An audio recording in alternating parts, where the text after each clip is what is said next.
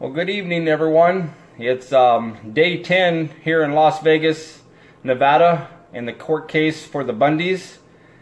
And I'm going to bring on, here in a moment, Kelly Stewart.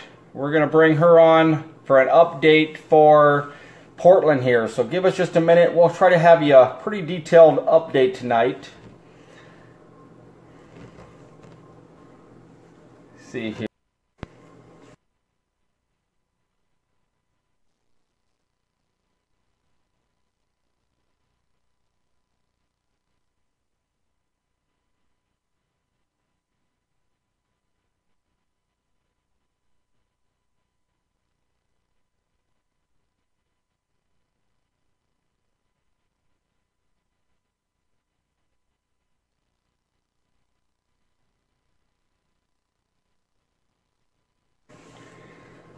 Well, good evening, everyone. It's day 10 here in Las Vegas, Nevada, in the court case for the Bundys.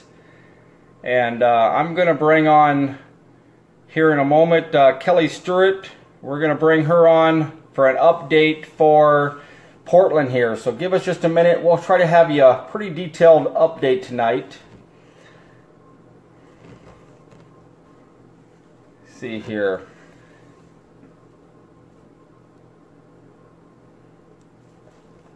See if we get this here. Give me just a second.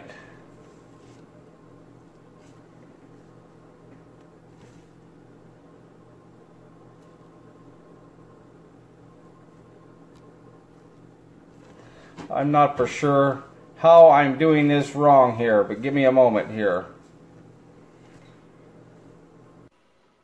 I'm on. There we go. I still haven't figured out how to join these live streams properly, so. We're learning. We're learning. Yeah. Well, we're trying to give a better update tonight on everything. It's a little easier to sit down and go over our notes than being out along the street where there's so much traffic, and sometimes, hello, Todd Engel, how you doing? See Todd Engel's family's on here watching, so give you an update on Daryl Thorne, his sentencing today. Kelly's got all the update on that. I really haven't even heard yet. I've been in court all day. Kelly, would you like to go ahead and start first? Mine might be a little lengthy, John, so if I can, but okay. If for the viewers who are wanting information about Nevada, if you want to give us a rundown too on Nevada, it's up to you. I can go first, but it might take me 15 or 20 minutes. There was a lot that happened. It was a 3-hour hearing for Daryl. Wow. So I know I tried to call you at lunchtime and I couldn't get through to you at all. So I'll go ahead and start on what happened today here, and then afterwards we'll go into Daryl Thorne's end. Okay. Because here today, we started out with Ryan Norwood. Given renewed motions, had some questions on some old motions that hadn't been answered, and all these objections back and forth that the government had brought in. We did not have no jurors in the courtroom at all until after lunch, not even the witness. So these witnesses, we have 4 witnesses waiting out in the lobby. No witnesses and no jurors until after lunchtime. It was all argument. So I thought there were no jurors the entire day. No, we actually got them to come in about 12:45 is when they actually came into the courtroom and started listening to the witness that we're still on witness number 2. So yesterday, Mr. Whipple, he questioned this Terry Petrie all day long yesterday afternoon, just all over and over, just question him and just asking him all kinds of questions. So he had to still finish up with this witness today. So Mr. Whipple got to go ahead and finish up with his questioning of Mr. Petrie, and then we had Dan Hill start questioning him, and there's an interesting thing that happened there. After Whipple was done and Dan Hill got up there, I don't know if this Mr. Petrie had been told or informed of Morgan Philpott, but as soon as Dan Hill comes up there, he asked Dan Hill a question. The witness says, "Are you Mr. Philpott?" That's what he asked. And kind of everybody kind of looked at each other. The way the question was asked, he was like trying to figure out who Mr. Philpott was, because this witness is not in the room. He's in a back room. He don't know what's going on in the courtroom. He's brought in. And Dan Hill answered it very well. He didn't even say nothing about Philpott. He just goes, "No, I'm Dan Hill. I'm Ammon Bundy's attorney." And the guy kind of looked shocked. And he said, "Oh, okay. Nice to meet you, Mr. Hill." And then they proceeded, and Dan Hill did quite well, asking this witness just tons of questions concerning the standoff and this guy's involvement as an attorney. Why was he brought in? And I tell you what, these attorneys the last 2 days have done miracles in this courtroom. We started out with objections yesterday from the prosecution, which are not really supposed to. Today, we got almost no objections at all. They was literally silent in the courtroom. After Dan Hill, I guess the highlight of this day is after Dan Hill got done with this Mr. Petrie, he sat down and Ryan Bundy got up. And Ryan Bundy gave us a 2.5 educational constitutional class in the courtroom today with this witness. And awesome.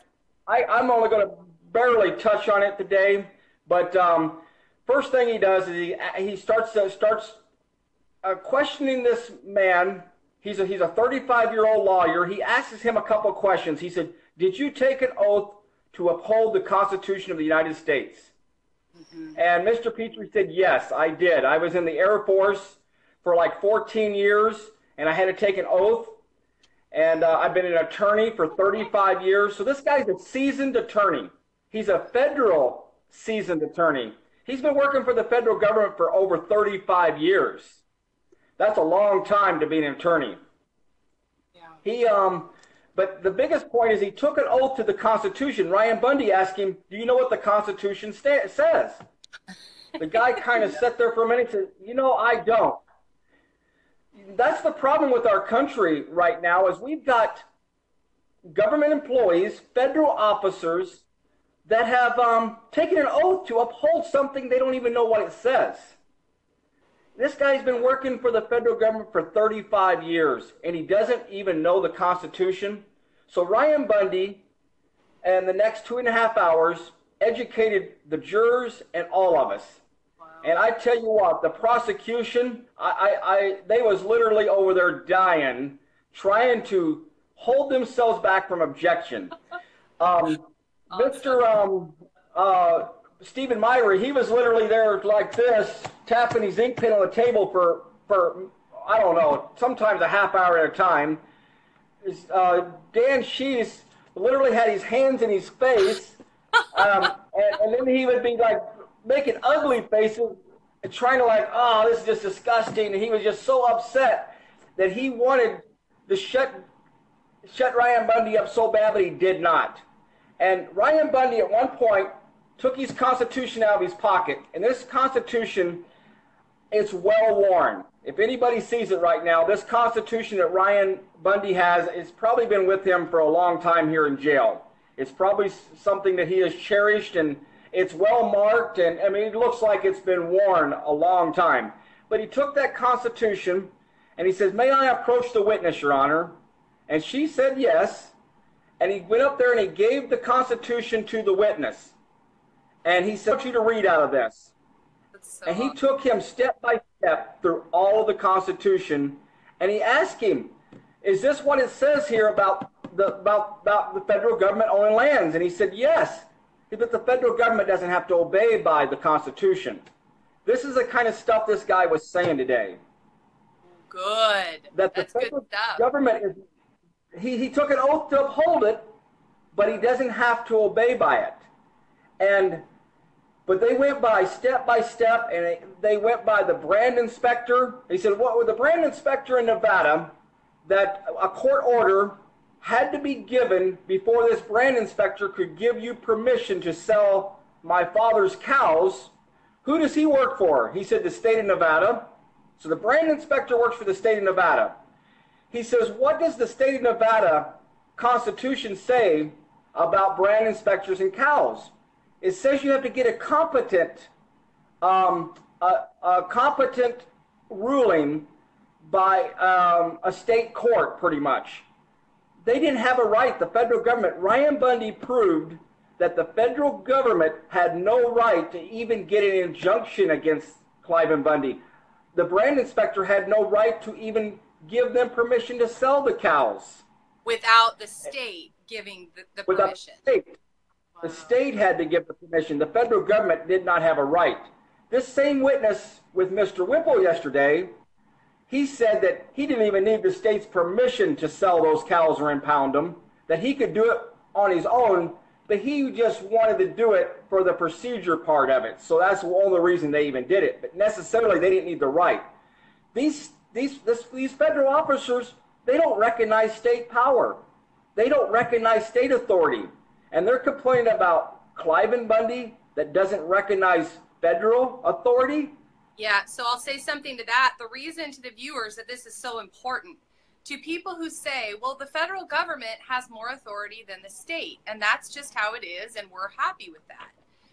What you need to understand is that the state is where the people's power comes from. Those are the elected officials that we have elected to represent we the people. And when they don't do their job, we can recall them. There's a wonderful process that we can actually take to remove people from office who are not actually representing the people. Now, do we do it often enough? Absolutely not. We should literally be doing it every day at this point with how things are going in our country. So the fact that people say that the federal government serves the state, is that static on your end? No, it's not on my end. Okay, I thought I heard some static. I can hear you real clear. What the people are essentially saying is that they're okay not having a voice in this country.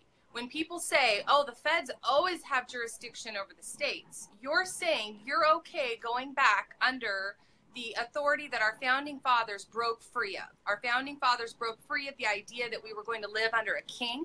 And they said the people are now essentially going to be the voice, and they are going to be the ones in power over their elected officials to make sure the elected officials are representing them. With federal, they're all appointed. There is nothing we can do about Judge tomorrow to remove her. I'm getting a lot of static back on my line, and I have no idea why. I've never heard it before. You can't hear that, John? No, I can't hear it on this end. You're coming in real clear here.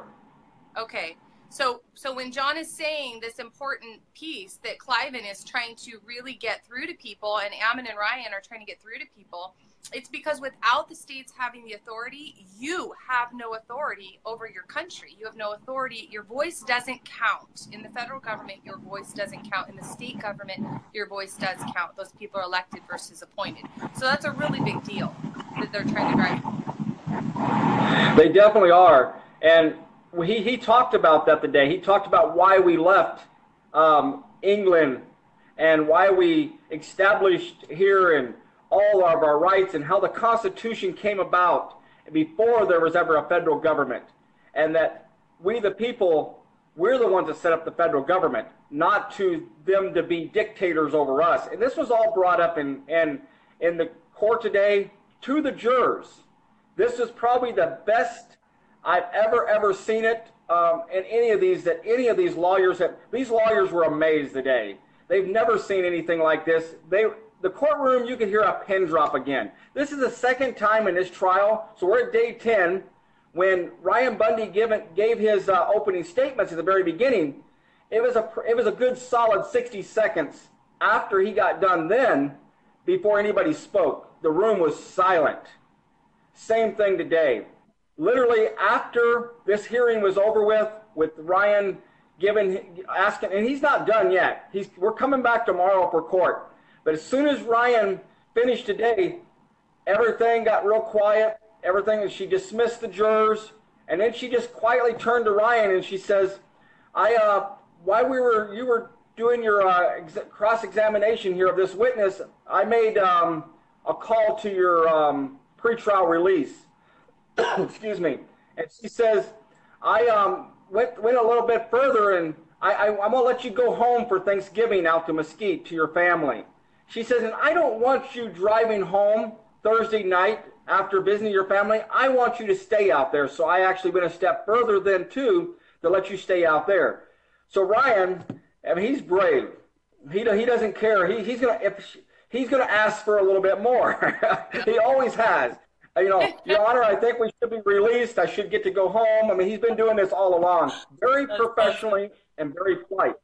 Well, he turns to the judge and he says, well, Your Honor, I'd like to put in a motion for me to just go ahead and stay the whole weekend. She said, well, let's just take one day at a time. Monday, we will address that for next weekend. So he said, well, thank you, ma'am. So I've really appreciated Whipple through this trial. I know that there was a lot of discussion, you know, about getting him removed. And I was mentioning this to one of the wives the other day. I said, isn't it just amazing how God is orchestrating this legal team together? And, you know, Ryan Payne could have pled out multiple times, and he had a lot of pressure on him to plead out and to, you know, get away from this trial. And he stuck with it. And his team is just awesome. And then you have Whipple, who was actually fired at one point and is still here. You have Morgan and Rick, who we didn't even know if Rick would be able to come because of his own trial down in Utah. Sorry, up in Utah. And how this team has come together has just, they're all working together so well. And I'm just so pleased with how they're doing. They're really doing awesome. It really is. And Ryan Payne's attorneys, he's got two attorneys. Ryan Bundy's got two attorneys at his table. And then we've got Cliven with his attorney and Ryan representing himself with just a co-counsel. So we've got this awesome team that has really pulled together in unity and are fighting together. Each one of them are protecting each other. I noticed the day Ryan was trying to get something across, and Ryan Norwood, Ryan Payne's attorney, stands up and interjects and helps him. And the judge had made a ruling today on they wasn't supposed to bring up any more water rights today, not in front of the jurors. No more water rights. Stay away from the water rights. But Ryan Norwood, he gets up and in his cross-examination of this witness, he asked about the court orders. He says in the court orders, they didn't include anything about any of the range improvements. Or just about cows, impounding cows. And these range improvements, that's a big word because, you know, that was water rights out there, fixing the water tanks, water pipes. He said that didn't include removing or damaging or destroying any range improvements. And this attorney says no. He says, did it include anything with pipes or with that had water in them? And the attorney says no. So they go a little, you know, they're beating around the bush about it because they're not supposed to talk about the water rights to these jurors, but they're asking if these court orders included any of this, and it didn't. It clearly did not. And these BLM officers, they damaged 10 miles of water lines. I went up there myself. I walked some of this a couple of different times, and they tore up all this water rights that the Bundys had without any court order. They did it without a warrant, and they did it maliciously and destroyed all this property. And now most of it's fixed back, but it is at the cost of the Bundy family. And let's point out right now that a lot of people have seen, it's gone viral, the video of Margaret Houston being thrown to the ground, Ammon Bundy being tased, I think either twice or 3 times, if I'm remembering correctly. It might have even been 3 times that he was tased, but they were standing right in front of a big dump truck where all of these altercations happen. The reason the altercations happen is because the protesters were trying to understand what was in these dump trucks that were coming out of the fields. And in fact, they were full of all of their water lines that they had been using their tractors and backhoes and pulling them out of the ground and putting them in these trucks and trying to get them out of there so that no matter what happened, Cliven would not be able to graze his cattle on this land because they wouldn't have water. When you're out in the desert over thousands of acres, your cows can't just travel home every single night to get water. So these water rights are a really big deal. And all they were trying to do is trying to understand what the BLM was doing because they believed that they were up to no good and they were doing things they did not have a court order to do. and they wanted to just simply see what was in this truck. And that is when Ammon was tased and Margaret Houston was thrown to the ground, and the attack dogs were set out onto the people. It doesn't make sense to go round up cows and have dump trucks and backhoes and all this type of equipment when I guarantee you the Bundy family would have took a dozen cowboys at the most and went up and rounded those 350 plus cows up without killing any in less time and less money than what the BLM did. They took a long time, spent almost $1 million, rounded up cows, and then the millions of dollars they're spending now. It's like Mr. Whipple has pointed out over and over again yesterday in the day. This is definitely a case of entrapment. They entrapped the Bundys, they set them up, and what we are seeing now the last 2 days in court coming out with Mrs. Omed, Nadia Omed, being there on the ground, and 2 years prior she was working for the Department of Interior against the Bundys, and now she's prosecuting the Bundys, and it's in a separate case. One's civil and one's criminal. There's something wrong with this big picture. It really is. And that's so important also to take note of, because these charges are all about impeding, assaulting, intimidating, threatening, and brandishing weapons in a crime, in the event of a crime. And so it's really important who the aggressor is. And while some people don't understand how important this is, I want to elaborate on it because of the snipers that were up on the hill, that up until all this trial absolutely denied of the government that they had snipers days before up on the hill. The reason that's important is because when you look at situations like Waco and Ruby Ridge, and you see people that were just trying to defend themselves and were literally surrounded by federal agents, and their lives were threatened, and in fact their lives were lost. In Ruby Ridge, the wife was shot in the head while she was holding her baby. I mean, it's hard to discuss, but we can't forget about the lives that have been lost at the hands of our government when they are going in, just like they went into with Waco, because they said they had guns that they didn't think they were supposed to have. All of those lives, was it 92 lives that were lost in Waco? Something like that. A lot of lives were lost in Waco. It was real close to that number. Because the federal government came in heavy-handed just like this and said, we think you have guns you're not supposed to have, and we're willing to kill you to make sure you don't have guns you're not. And just think about that logic when we're all talking about gun safety and gun control. Our government will kill you if they think you have guns you shouldn't have. So who really needs the gun control? The people or the federal government? So when the Bundys are able to now in this trial prove that the federal government was actually the aggressor in this situation, you then look at all the charges that were applied to the Bundys and their protesters, and you see they actually belong on the behalf of the BLM. The BLM came out to assault, to intimidate, to impede them from using the land that they had rights to use. They literally came out believing that they were going to shoot these people, and we've heard that on the head cams the videos that have been released, where they were picking and choosing who they would shoot first and who was overweight and what dog they would take out. All the charges that have been given to these protesters and to the Bundys literally belong in the hands of the aggressor, and the aggressor is always the person who throws the first punch. I don't care what uniform you're wearing. In America, we have the right to defend ourselves. And so if somebody comes to your home and points a gun at you and you think you're about to die or your children are about to die, the natural response is to ask for help and to defend yourself. And that's exactly what the Bundys and their protesters did. So this isn't about cows. All these charges are truly charges that belong back on the BLM because they did what they accused all of these other people of doing.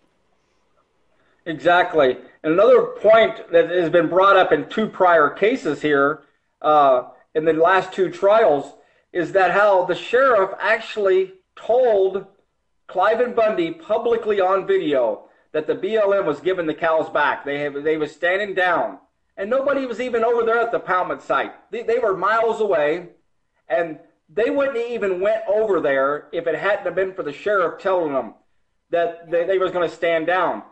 When you think about it, you got 350 thirsty, hungry cows with calves that are probably separated from their mothers, and these cows are wild. They are ready to stampede. They need water. They need somewhere to get them, and those those cows had to be cared for. If the BLM was honestly standing down like the sheriff said, Cliven needed to be over there to take his cows into possession to help them get back to water. They wasn't doing anything wrong. The people went over there because the sheriff said it's over with. They're standing down. They went over there, and the BLMs had guns pointing at those people. The videos have proven it in the last 2 trials, and the videos are going to prove it again in this trial. Yeah. And I hope that after this trial wraps up, our hope, this isn't going to end until the end of February. It could even go on as far as March, and then 30 days later, the next trial is supposed to start for the final defendants. And our hope and our prayer is that with these acquittals that are coming, the last group would be completely, all their charges would be dismissed. But then we know we have to go back in for Todd Engel and Greg Burleson because their convictions were absolutely unfounded. They were not based on any evidence. In fact, they were based on the evidence that wasn't allowed in the courtroom. There was so much those jurors weren't allowed to know that I'm praying, and I'll continue petitioning to people out there. I know we have an attorney right now that's been willing to take on Todd Engel's appeal, but to any attorneys out there listening, Greg Burleson is blind, and Greg Burleson is not guilty as he was charged. He was sentenced to 68 years in prison. That's a life sentence. And so we would ask anybody out there who has connections to bring those in to help as this trial goes on and these acquittals come, to go back in and not forget about those who have been wrongfully convicted, like Greg Burleson and Todd Engel. And we've got also we have Jerry DeLumas that's serving 8 years. That none of these guys, Todd Engel and Greg Burleson, did not get a fair trial. I was sitting there in that trial. They did not get a fair trial. They did not get the witnesses that they wanted to call. They didn't get the testimonies in. Only thing that was done there is lies from the government, and the government suppressed evidence, suppressed things that needed to be brought in, and those attorneys tried. They really tried. They worked for the government, and they tried as hard as they could to get stuff in, and the judge kept telling them, no, you're not going to bring that in. But we're seeing the difference in these attorneys. These attorneys are prepared to get tased. Yes, these attorneys are prepared to get tased. And while I'll say their attorneys did well, I will say Greg Burleson's attorney did not fight for him. He had so much he could have used to help discredit the Longbow video that they pulled up that he didn't use. There were so many areas that things were dropped, and it's hard for the American people to understand that an attorney truly can make it or break it. To the people out there who say you don't win things based on attorneys, God has to intervene in these courts because they're corrupt. But if you don't have an attorney who's even willing to fight, you really have virtually no chance at escaping the wrath of the federal government. They have too many resources, their attorneys are too good, and they are willing to fight tooth and nail for that conviction. And the court-appointed attorneys, just up to this point, have not been willing to get tased or to put their life and their livelihood on the line for their defendants. So that's why there's a big hats off to Ryan Payne's attorney now, because they are fighting even though they are court-appointed. I seen someone here said we needed to appeal it. Well, Greg Burleson needs to appeal it. So does Todd Engel when he gets sentenced or whatever it is. They need to appeal it. But the wheels of justice turn so slow on these appeals. It takes years. Joe Robertson will go back some of these cases that I've been following really closely lately, and there's so many cases, more than just his. But Joe Robertson, he's in a halfway house about to get released. He's been released from prison, and he's still waiting on the decision of his appeal. After almost 2 years, we've got Schaefer Cox, 5 years he waited for an appeal, and he finally got an appeal heard. You will sit there and you will rot in prison before these appeals heard. We got Jeff Winehouse. We've got Yori Call. Most people probably on here don't even know who Yori Call is. I've been following Yori Call and his family for years, since I've been a young child, 15 years old or younger. I've been following Yori Call. He's been in prison now, guys, 30 years fighting appeals. 30 years, and he was set up just the same as a lot of these other people were. These kind of things shouldn't happen in the United States. If you don't have money, you don't get your appeals like you should, and it takes years to get heard, and you may just die in prison waiting on these appeals.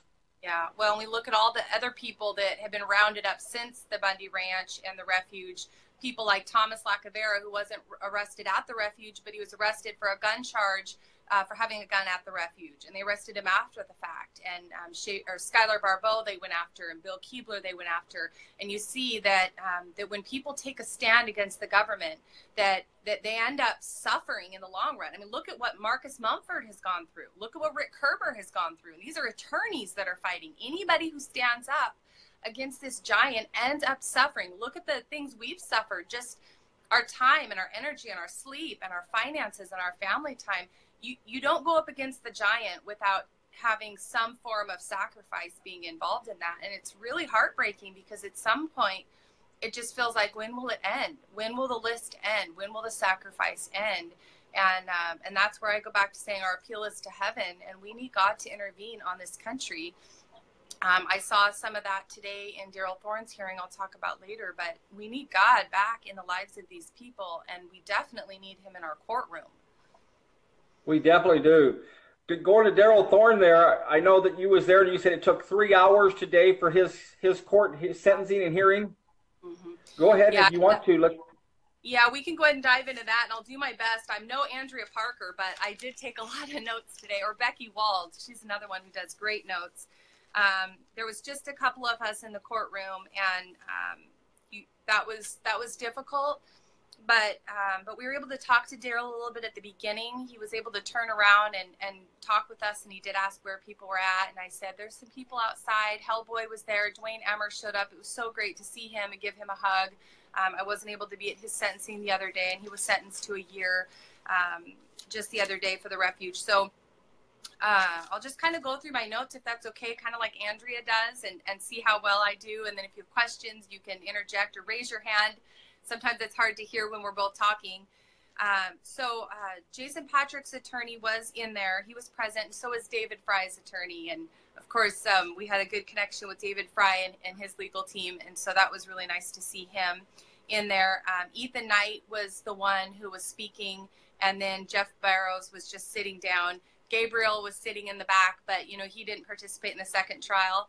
I was thankful to not have to hear his voice, because some of I think we've got a little bit of post-traumatic stress syndrome after those trials of just listening to all the things. Before I get into this, I'll say all the things we witnessed in Oregon in the first 2 trials in Nevada, they're not happening this time in this trial. And that's why Ryan reading the Constitution is such a big deal. The jurors have been questioned after the trial, and the prosecution has been going to them saying, why did you not convict, or why did you convict, and what were some of the things we could change? And they asked him all sorts of questions. And in both trials, the same things came up. The juror members were offended that the Constitution was not allowed in the courtroom. So we've seen multiple times now how that has worked against the prosecution, and they usually learn. So in Oregon, they would not let Ryan Bundy even take his Constitution and admit it into evidence, is all he wanted to do in open court, and he was denied. And she said that the Bible and the Constitution would not be admitted into evidence on his behalf in this courtroom. The second trial in Oregon, of course, they were much more open and let the attorneys speak to a lot of what they wanted to speak to. But the unfortunate part was the 4 defendants didn't speak for themselves. And we know in the first trial in Oregon, almost every 5 of the 7 took the stand.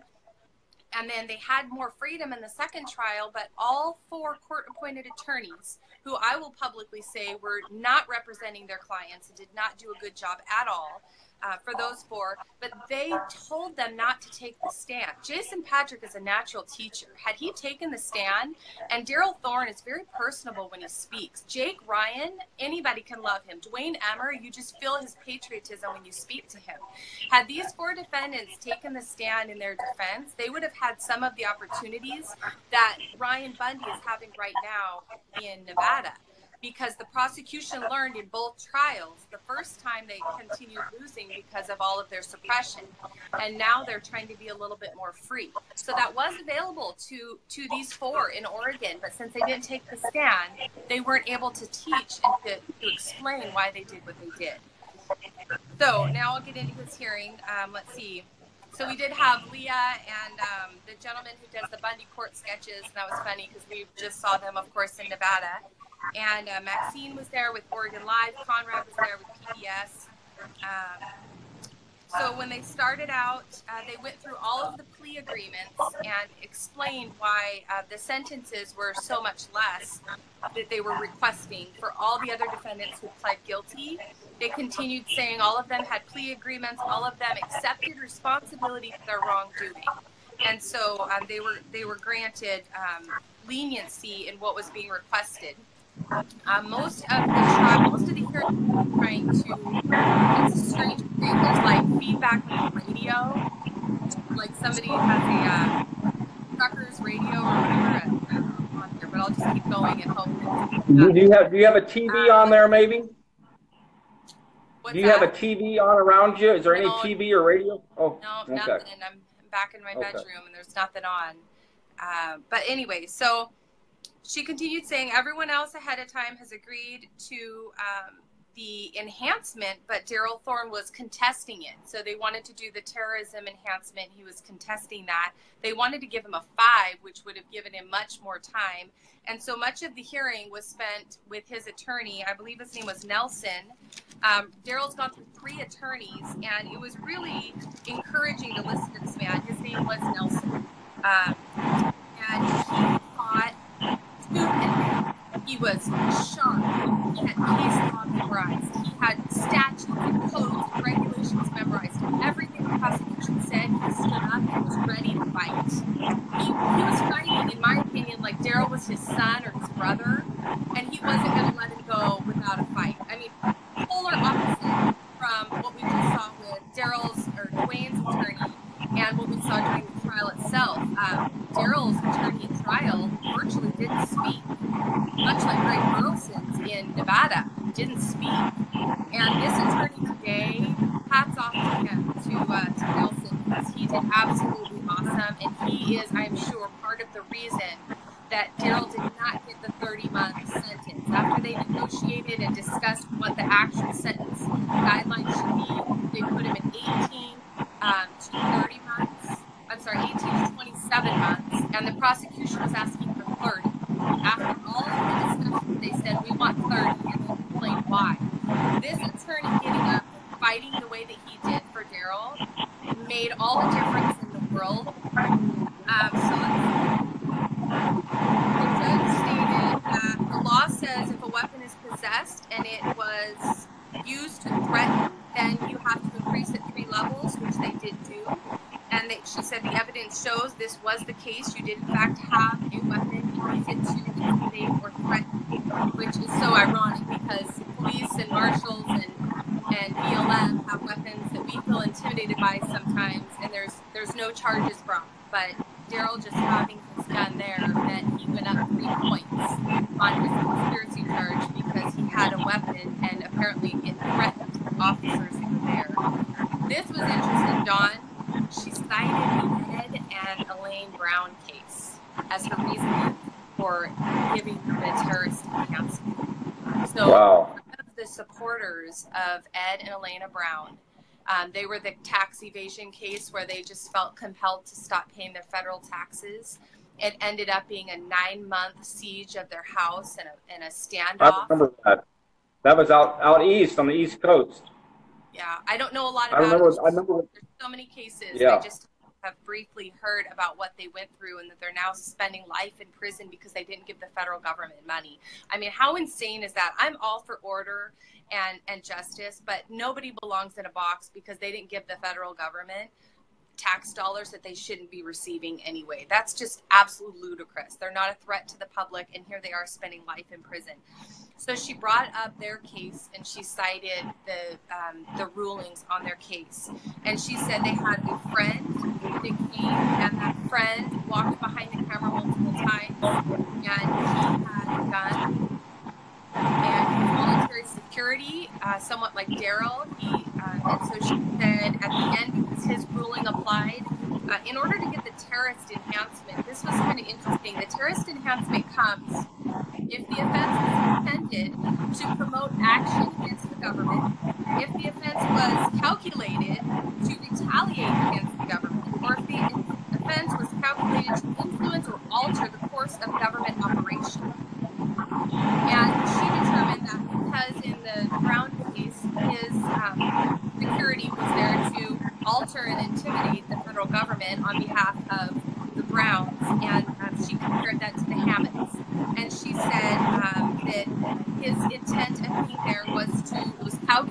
used to influence or alter the course of the government's operations in setting the Hammonds free and turning the refuge over to the people. The things that were going through my mind as she's saying this about the government is things in the Declaration of Independence.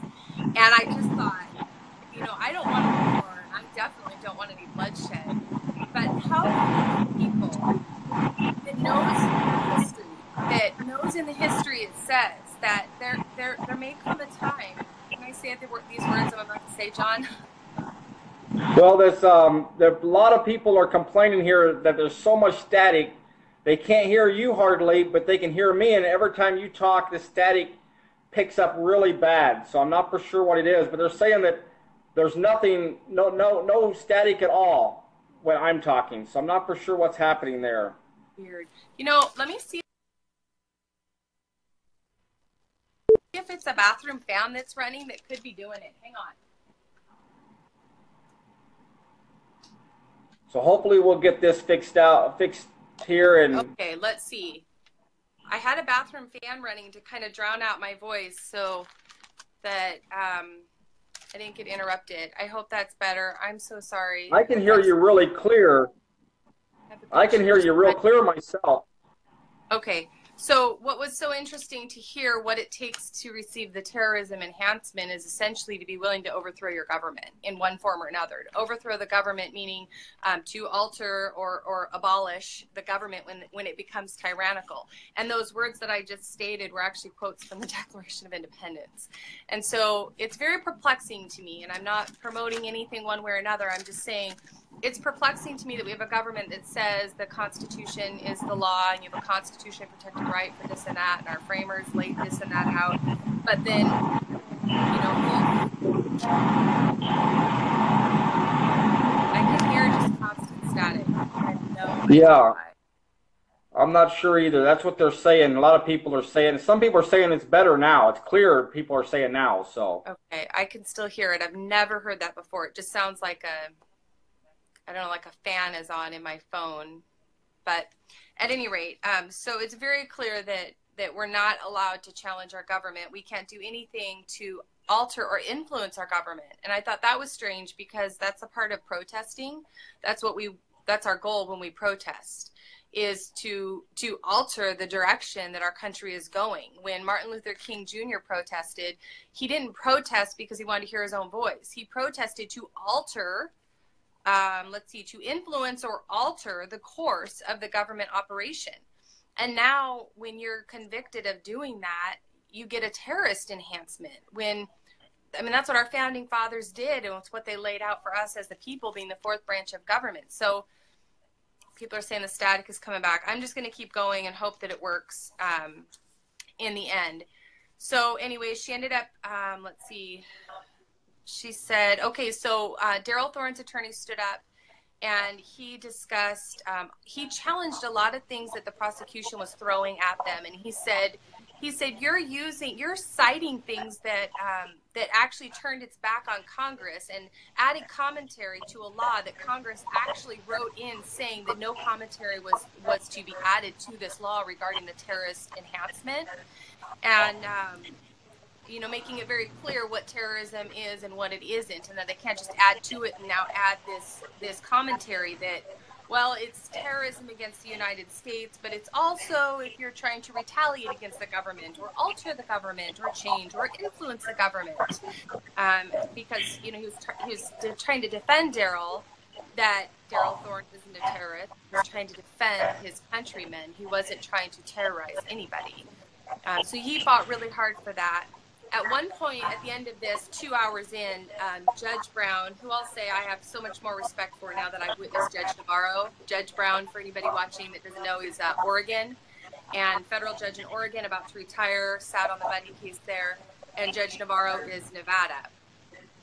While I know that Judge Brown is very biased against the defendants, she at least carries herself in a respectful manner. She can complete a sentence. She can process, she can listen to the two sides and make her own decision, whereas Navarro just heavily depends on the prosecution to know what to do next. So I really did appreciate her today. However, she did make this statement that was a little offensive. She says, Mr. Thorne, You're probably wondering what all of this means. Let's see. You just want the bottom line, but these are all things we need to determine if there is clear and convincing evidence that would apply to your enhancement charges. So we will get back to you in a few minutes as to what all of this means. And, you know, it just further shows that we are just stupid Americans at the end of the day in these court systems. The verbiage they use, the case law they use, the code, statutes, rules, laws, regulations are so over our head that if we just hire, you know, a standard attorney, we're probably in trouble. Like, we have to actually spend extra tons of money on somebody who's sharp and is studying and memorizing this stuff to be prepared in court. And I just don't believe our founding fathers ever intended for us to be a people that couldn't represent ourselves, let alone be coherent enough to just understand what in the world is being discussed on our behalf. We literally cannot even understand what is being discussed on our behalf. And I just see that as a really, really big problem. And I would hope that most Americans out there also see that as a concerning problem. Whether you do or not, I don't know. But let's see. Okay, next page. So Daryl's attorney put together a history of him. He pulled up his doctor and had him present in the courtroom. And he made some statements that were really profound about Daryl. He really defended Daryl's past. And a lot of what he was defending was so much of what I said the other day in my live stream after I visited with Daryl Thorne and I talked about the family unit.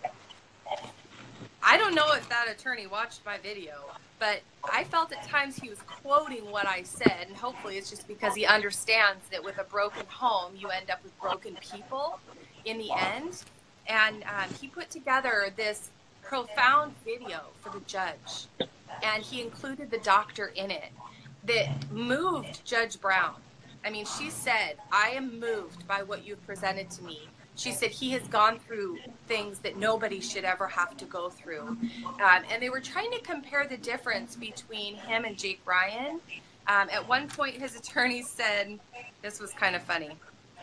His attorney brought up Jake Ryan, and he said, "When you speak to Jake and his family, you can almost smell the fresh pie in the window. His behavior."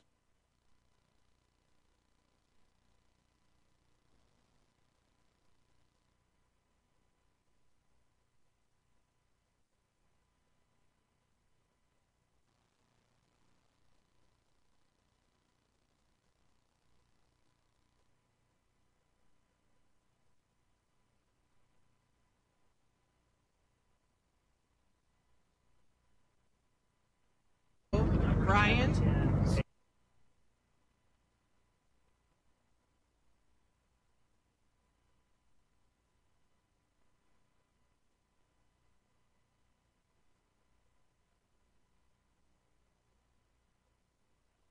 School versus 8-9.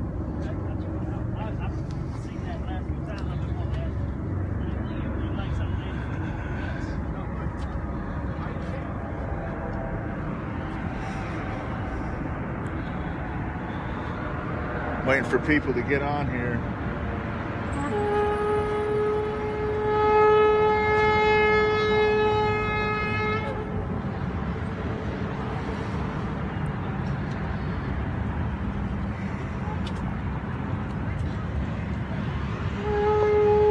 I'm at the Lloyd D. George Federal Courthouse again. I just was sitting in on the Bundy trial, and I don't make these videos very much. I think I've made a couple, but my whole first video, the first time I went to the courtroom at the last trial, and these guys basically are being charged with the exact same things. They're all part of the same group, the Bunkerville protesters that were on trial, and they were all not guilty in the last one. And it's basically a waste of time and taxpayer money, what's going on at this trial.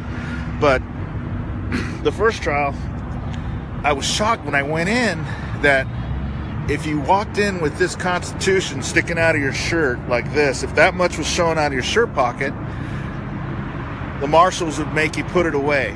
And that just, I just couldn't believe it, because you're thinking at a federal court, where everyone working in there has taken an oath to uphold and defend the Constitution, that would not be allowed.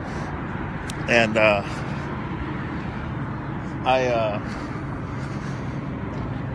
got one of the NSA guys coming over here, and I'm standing on the wrong spot, so I'm going back down the stairs. That guy right there.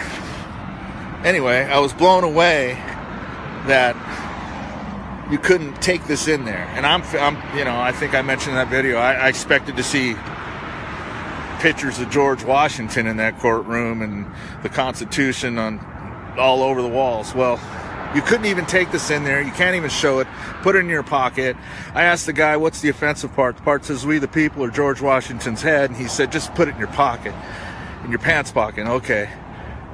I just got out of there, and I watched Ryan Bundy cross-examine he had him on the witness stand. This guy's a lawyer for the federal government. He also, I believe, worked for the BLM and all this stuff, and he basically grilled him on the Constitution. In the first trial, you couldn't even mention, they wouldn't allow a First Amendment defense or a Second Amendment defense. They couldn't even mention it in front of the jurors. Ryan was just in there for almost 2 hours grilling this guy on the Constitution, and at one point the guy goes, can I borrow your copy of the Constitution? So Ryan handed him his copy, and the guy was reading word for word from our Constitution. I mean, they got into the Treaty of Guadalupe, and back when Nevada was still a territory, and property rights, and a lot of Article 6, and it was amazing. It was pretty amazing what went on there. But how does Judge Navarro go from, you can't even bring that in my courtroom, you can't even mention the First Amendment, you can't even mention the Second Amendment, you can't even mention the Constitution in her courtroom, to this? What has changed? These guys are held on the same, or being tried on the same charges as the first guy. I think they have 6 additional charges as well. But what has changed? What has changed in Gloria Navarro's mind? Why this wild swing of you can't even speak of the Constitution, mention it, can't show this much in the courtroom, to what I just witnessed in there today? I don't know what.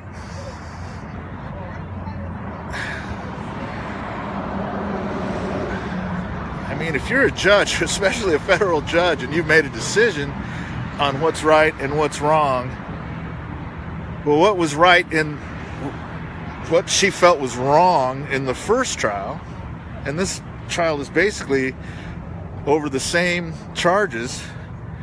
They just broke it up because there's 19 guys, the Bunkerville protesters that are in there. 19 guys. So they broke it up. I think there was 4 in the first trial. Scott Drexler, and I can't remember all their names. But this time, it's Ammon, Ryan, Cliven, Payne, and just what has changed? I don't get it. I don't get it. Well, Dave, hope you watch this. Look it, I just wanted to show you, Dave. Everyone's taking care of your stuff, and all your signs are up and whatnot. Anyway. Hey, Charlie. Anyway. Talk to you later. Bye.